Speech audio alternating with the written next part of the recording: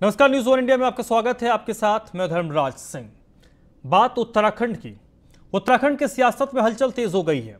आलाकमान ने 2 मंत्रियों को दिल्ली बुलाया है। सूत्रों के मुताबिक जो बड़ी खबर इस वक्त की है, जो बड़ी जानकारी इस वक्त मिल रही है कि भारतीय जनता पार्टी के हाईकमान ने 2 मंत्रियों को दिल्ली तलब किया है। मुख्यमंत्री तीरथ सिंह रावत को दिल्ली में ही रुकने को कहा गया है। मंत्री सतपाल महाराज इस वक्त दिल्ली में मौजूद हैं। एक और मंत्री धन सिंह रावत को भी दिल्ली पहुंचने के लिए कहा गया है। तो बड़ी खबर इस वक्त की, उत्तराखंड की सियासत में हलचल तेज है।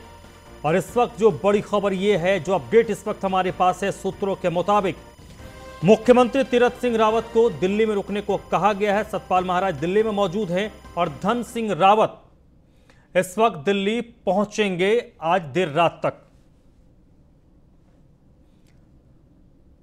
हाईकमान के बुलावे पर इस वक्त दिल्ली में हैं तीरथ सिंह रावत। अमित शाह से भी उनकी मुलाकात हुई है, जेपी नड्डा से वो मिले हैं। अब धन सिंह रावत और सतपाल महाराज भी दिल्ली पहुंचे हैं। आलाकमान से सतपाल महाराज और धन सिंह रावत, इन दोनों की मुलाकात होनी है। 9 सितंबर से पहले तीरथ सिंह रावत को विधायक बनना जरूरी है। कांग्रेस कहर ने कहा है कि सीएम की कुर्सी पर संवैधानिक संकट है।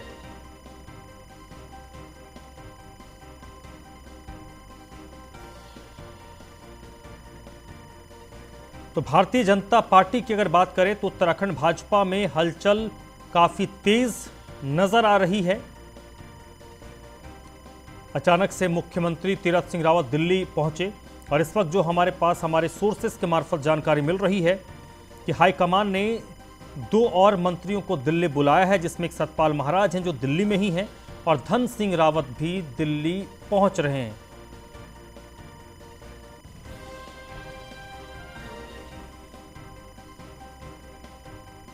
अब आखिरकार इसके साथ साथ ये भी अपडेट है कि तीरथ सिंह रावत को भी दिल्ली में ही रुकने को कहा गया है।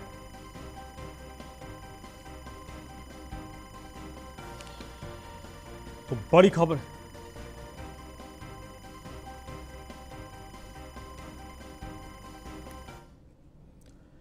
तो उत्तराखंड भाजपा की बात करें तो हलचल तेज है और इस बार जो हलचल हो रही है वो दिल्ली में हो रही है और उस हलचल की जो गूंज है वो देहरादून में सुनाई दे रही है। इस वक्त मेरे साथ फहीम तन्हा जुड़ चुके हैं इसी पर ज़्यादा बातचीत के लिए। फहीम, क्या चल रहा है भारतीय जनता पार्टी में, क्योंकि सीएम अचानक से तमाम कार्यक्रमों को रद्द करके अचानक से दिल्ली पहुंच जाते हैं और अब ये जानकारी मिल रही है कि 2 और मंत्रियों को दिल्ली बुलाया गया है। निश्चित तौर पर देखिए, मुख्यमंत्री के इस दिल्ली दौरे को लेकर के तमाम तरह की अटकलें अब लगनी शुरू हो गई है, क्योंकि जब दोपहर तक ये माना जा रहा था कि देर शाम को मुख्यमंत्री लौट आएंगे, उसके बाद क्या रिजल्ट हैं चुनाव को लेकर के और आगे सीएम को लेकर के, ये सवाल था ही। लेकिन अब चूंकि विवाद को रोक लिया गया है और अब कल ही सीएम लौटेंगे, तो इस बीच जाहिर सी बात है कि पार्टी आलाकमान के साथ बात होनी है, किन किन नेताओं के साथ बैठक होगी ये अभी स्पष्ट तौर पर नहीं बताया गया है। मुख्यमंत्री की तरफ मुख्यमंत्री अभी दिल्ली रहेंगे, लेकिन जो जहां तक बात है सियासी गलियारे में अटकलों को लेकर के, तमाम तरह की धर्मराज देखिए अटकलें लग रही हैं कि क्या मुख्यमंत्री के चुनाव को लेकर के फाइनल होना है। ये भी कहा जा रहा है कि क्या नेतृत्व परिवर्तन होना है। ये कांग्रेस की तरफ से भी, विपक्ष की तरफ से भी कई तरीके के कयासबाजियां हैं।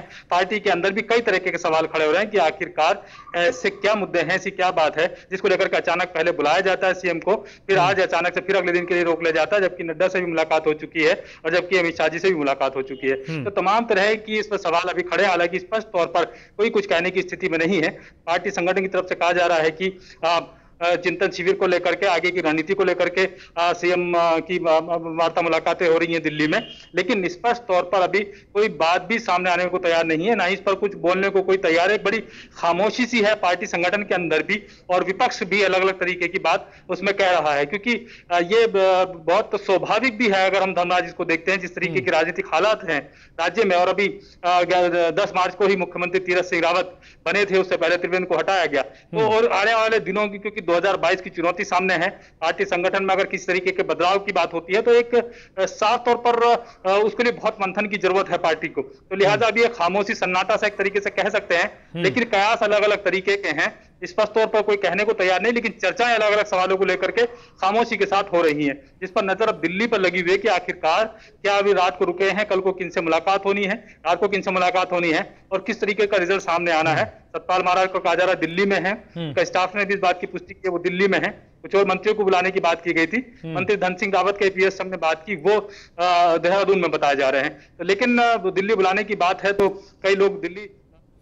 चलिए फहीम, बहुत बहुत शुक्रिया आपका। तो हलचल जरूर हो रही है और उस हलचल की आहट भी सुनाई पड़ रही है, लेकिन बीजेपी की तरफ से अभी इस पूरे मामले पर कुछ भी कहने से बचा जा रहा है। वहीं बात अगर आम आदमी पार्टी की करें तो आम आदमी पार्टी की तरफ से मुख्यमंत्री को चुनाव लड़ने का चैलेंज दिया गया है।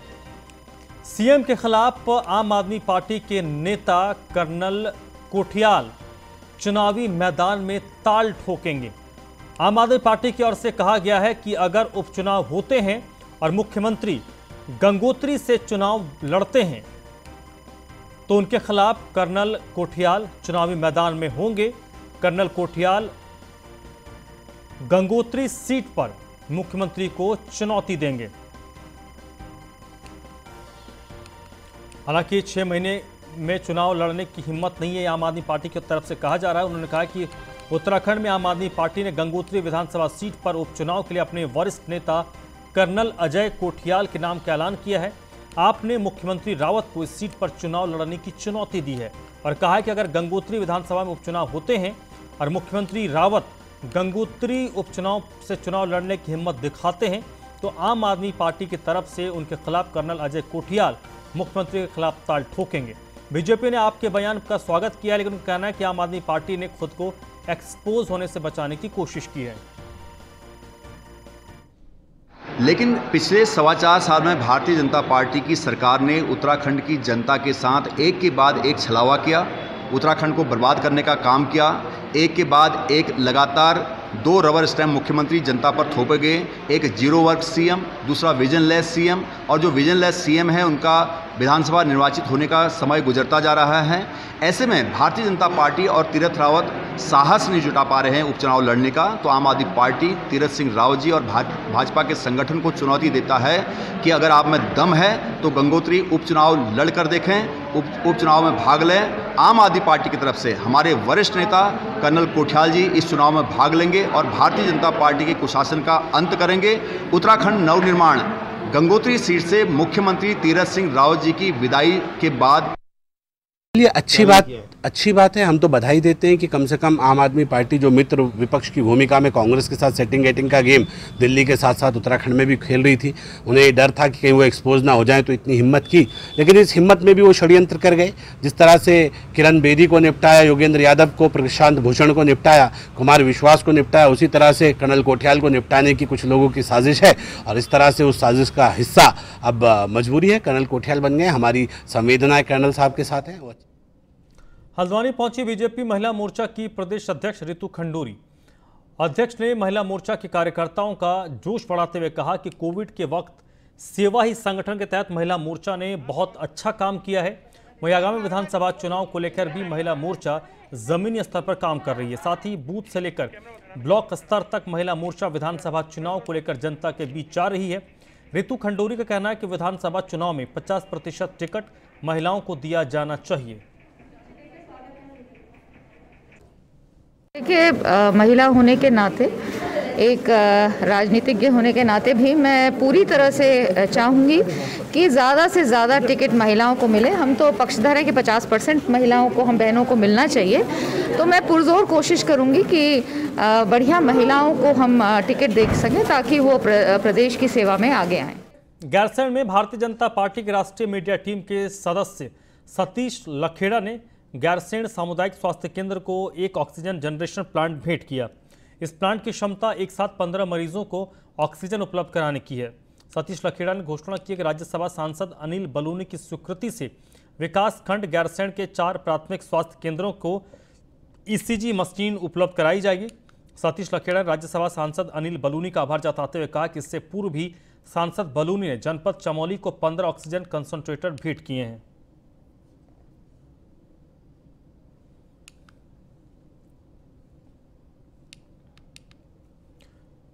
देहरादून में कृषि बीमा जागरूकता रथ रवाना किया गया। कैबिनेट मंत्री सुबोध उनियाल ने इसे रवाना किया। फसल बीमा योजना को लोगों तक पहुंचाना इस जागरूकता रथ का उद्देश्य है। इसे कैबिनेट मंत्री सुबोध उनियाल ने आज रवाना किया है। इससे किसानों को फसल का अधिक से अधिक लाभ मिले। राज्य के किसानों के लिए प्रदेश सरकार प्रतिबद्ध है, ये दावा किया है सुबोध उनियाल ने, और उसको लेकर लगातार सरकार काम भी कर रही है।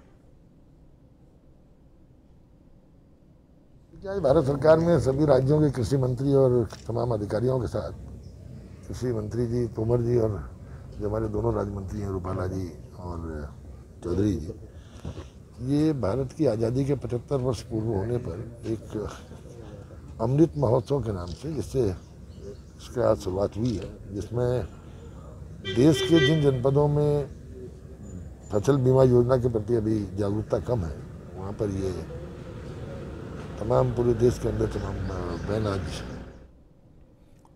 ऋषिकेश के राज्य के चिकित्सालय में वैक्सीन लगाने पहुंचे लोगों ने अचानक हंगामा किया। लोगों ने अस्पताल प्रबंधन के खिलाफ नारेबाजी कर प्रदर्शन किया। यही नहीं, चिकित्सालय के सीएमएस का घेराव करने की कोशिश की गई।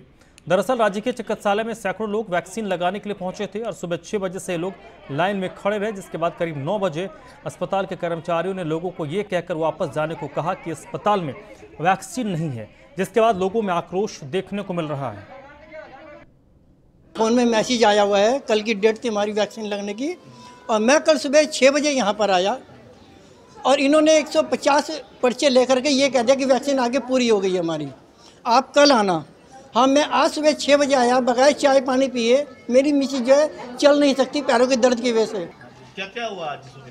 सर हम भी आए थे 9 बजे, तो इन्होंने कहा कल सुबह आना आप 6 बजे। हम 6 बजे से यहाँ आए, ना चाय पी और घर से आए और देखा तो हम 2-3 घंटे इंतजार किया सर, 9 बजे तक, 8 बजे, 8:30 बजे तक। हाँ, सुबह 7 बजे खड़े हैं यहाँ पे, मना कर दिया इन्होंने वैक्सीन लगाने के लिए। क्यों मना किया? हम कल भी आए थे कि वैक्सीन। उत्तराखंड में हाईकोर्ट की तरफ से पर्यटन पर लगाई गई रोक के बाद हरिद्वार में बड़ी संख्या में पर्यटन से जुड़े लोग सड़क पर उतर गए। राज्य में पर्यटन नहीं खोले जाने से नाराज लोगों ने राज्य सरकार के खिलाफ जोरदार प्रदर्शन किया। इस दौरान प्रदर्शन में मौजूद व्यापारियों, होटल, धर्मशाला समिति के लोगों ने कांग्रेस के लोगों के साथ उत्तराखंड सरकार की शव यात्रा निकाली। वहीं शव यात्रा का हरिद्वार कांग्रेस ने समर्थन किया। साथ ही कांग्रेस के वरिष्ठ नेता सतपाल ब्रह्मचारी ने इस मामले में सुप्रीम कोर्ट जाने की बात कही है। आज व्यापारी बंधुओं द्वारा खास करके ट्रांसपोर्टर जो हैं, 4 धाम यात्रा में उनका बड़ा भारी महत्वपूर्ण योगदान होता है, क्योंकि उन्हीं की टैक्सी गाड़ियां सब संचालित होती हैं हरिद्वार से। मेरा इसमें ये मानना है, व्यापारी बंधुओं ने, मैं भी उसमें शरीक था पहले एक दिन पूरे हरिद्वार में यात्रा निकाली गई थी और आज सब यात्रा सरकार की मेरे व्यापारी बंधुओं ने, ट्रांसपोर्टरों ने, सभी लोगों ने। ऋषिकेश के बीचों बीच हीरालाल रोड पर कई दशक से बने कचरे के पहाड़ का अब निस्तांतरण शुरू हो गया है। उम्मीद जताई जा रही है कि आगामी 1 साल के अंदर कूड़े के पहाड़ शहर वासियों को नजर नहीं आएंगे। इसी के साथ आसपास के क्षेत्र में रहने वाले लोगों को बदबू से निजात मिलेगी। आपको बता दें कि नगर निगम की महापौर अनिता ममगई ने कूड़ा निस्तांतरण योजना का शुभारंभ किया है। मशीनों अलग अलग जगहों से मशीनें इसमें आई हैं, हाई टेक्नोलॉजी की ये मशीनें हैं। कुछ महाराष्ट्र से आई हैं, कुछ दिल्ली से आई हैं, कुछ अलग अलग जगहों से उन्होंने मशीनें यहाँ पे लगाई। हाई टेक्नोलॉजी की वो मशीनें हैं, बिल्कुल प्रदूषण रहित हैं, किसी भी तरह का उसमें प्रदूषण नहीं है। और काम में तेज़ी के लिए उनको कहा गया है कि काम में तेज़ी इस प्रकार से आपने लानी कि सुबह 6 बजे से और रात की 11 बजे तक, क्योंकि बरसात का सीजन भी आ गया, कूड़ा गिल्ला हो जाएगा, कूड़ा गिल्ला हो। देहरादून में चिकित्सा दिवस पर स्पीकर ने डॉक्टर्स को सम्मानित किया। डॉक्टर सतीश चंद्र डोभाल एलोपैथी प्रभारी को स्पीकर ने सम्मानित किया है। डॉक्टर हरिमोहन त्रिपाठी आयुर्वेद चिकित्सा प्रभारी को भी सम्मानित किया गया। डॉक्टर विनोद शर्मा होम्योपैथिक चिकित्सा अधिकारी को भी सम्मानित किया गया। इस दौरान स्पीकर ने कहा कि महामारी में डॉक्टर्स ने अपनी भूमिका निभाई है और डॉक्टर्स डे के दिन उन्होंने तमाम डॉक्टर्स को शुभकामनाएं दी।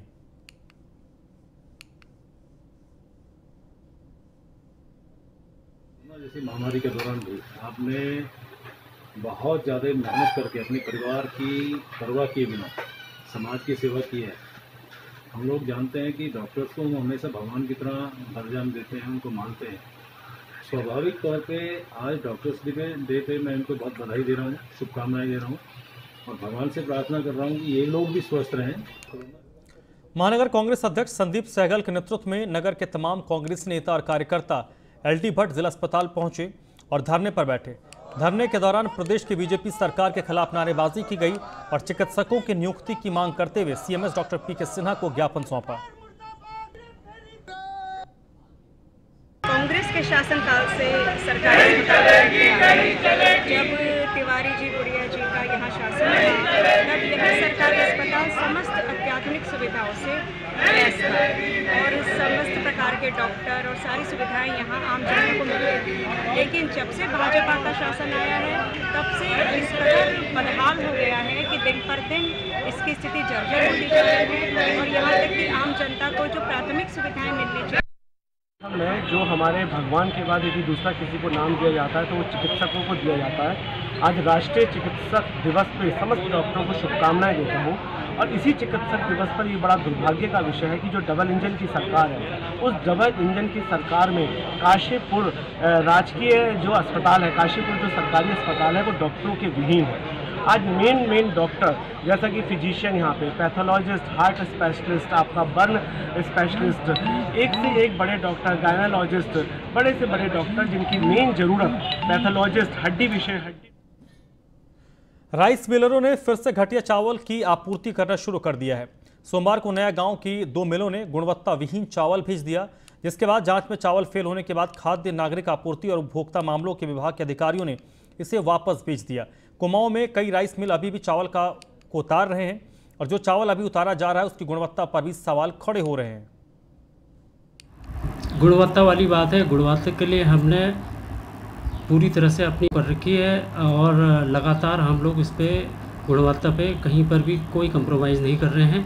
रही बारदाने की बात, बारदाना इस समय भारत से उत्तराखंड गवर्नमेंट के पास जो बारदाना है वो इस समय ख़त्म हो चुका है और जो बारदाना गेहूं खरीद के शायद कल या परसों तक इसके ऑर्डर होने वाले हैं और इसके संबंध में यही है। सेंटर पे 1.5 लाख कुंटल माल उतर चुका है, चावल खाद्यान्न उतर चुका है और यहाँ पे गुणवत्ता को लेकर सारी जितनी भी औपचारिकताएं हैं, मानक के अनुरूप चावल उतर रहा है और उसमें जितने भी ब्रोकन, डिसकलर, डैमेज, ये सब देख के मानकों के अनुरूप चावल को उतारा जा रहा है और सुचारू रूप से इसकी जो प्रेषण है वो पहाड़ों को, पर्वतीय जनपदों को, अल्मोड़ा, बागेश्वर, चमोली जनपदों को विभिन्न योजनाओं में इसका प्रेषण किया जा रहा है। तो अभी तक इस केंद्र पे इस प्रकार की किसी भी प्रकार की कोई शिकायत नहीं हुई। देखिए, जो चावल की गुणवत्ता है, हम लोग प्रॉपर्ली जो हमारा एक प्रोसीजर है चावल को चेक करने का, हम लोग उसमें एनालिसिस करते हैं। जो गाड़ी पास होती है, जो हमारे मापदंडों के अनुकूल रहती है, हम उसको अंदर उतारते हैं और जो नहीं होती, जैसे कि आप बता रहे हैं, आपने देखा कल भी इसी तरह से हुआ था। कुछ गाड़ियां जो अनुकूल नहीं थी, जो मानकों के अंडर नहीं थी, वो हमने उसको रिजेक्ट कर दिया। जो भी यहाँ चावल लगाते हैं वो पूरा स्टैंडर्ड के अकॉर्डिंग होता है। और जहाँ तक पीएमजी का सवाल है, वो पीएमजी नवंबर तक बढ़ा दिया गया है, बताया गया है और उसके तहत गेहूं या चावल जो भी जाएगा उसकी लिस्ट आ जाएगी। इस बुलेटिन में फिलहाल इतना ही।